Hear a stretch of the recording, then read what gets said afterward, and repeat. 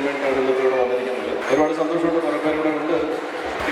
ഞങ്ങൾ പറയുന്ന കാര്യങ്ങൾ നിങ്ങൾ നിങ്ങളുടെ റിലേറ്റീവ്സിനോടും ഫ്രണ്ട്സിനോടും ഒക്കെ പറയുക. അപ്പോൾ നമ്മളെ സംവിധായകൻ വിനയൻ സാറിനെ എല്ലാവർക്കും അറിയാമല്ലോ. വിനയൻ സാറിൻ്റെ മകൻ വിഷ്ണുവാണ് ഈ പടം സംവിധാനം ചെയ്തിരിക്കുന്നത്. വിഷ്ണുവിന് ഇത് എഴുതിയിരിക്കുന്നത് മാളികപ്പുറം പോലത്തെ ഒരു ബ്ലോക്ക് ബസ്റ്ററിൻ്റെ രചയിതാവായ അഭിലാഷ് പിള്ളയാണ്.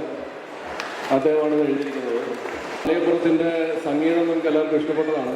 ആ സംഗീതം നിർവഹിച്ചത് നമ്മുടെ രഞ്ജിത് രാജാണ്. രഞ്ജിത് രാജ് തന്നെയാണ് ഈ സിനിമയുടെ മ്യൂസിക് ഡയറക്ടർ.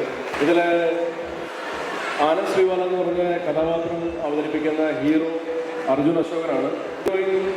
നമ്മുടെ എല്ലാ സ്വന്തം അപർണദാസ്. ഇമ്പോർട്ടൻ്റ് ആയിട്ടുള്ള 2 കഥാപാത്രങ്ങൾ ചെയ്ത ആൾക്കാരാണ് ഞാനും അസീസ് നിർമ്മാതാവ്. അടുത്ത ആഴ്ചയാണ് ഈ ആഴ്ചയാണ് നവംബർ 15-ാം തീയതിയാണ് ഈ പടം റിലീസാവുന്നത്. ഇൻവെസ്റ്റിഗേറ്റീവ് ത്രില്ലർ സിനിമയാണ്. ഫാമിലിക്ക് ഒപ്പം ഇരുന്ന് കാണാൻ പറ്റിയൊരു സിനിമയാണ്. ഇൻവെസ്റ്റിഗേറ്റീവ് ഫാമിലി ത്രില്ലർ മൂവിയാണ്.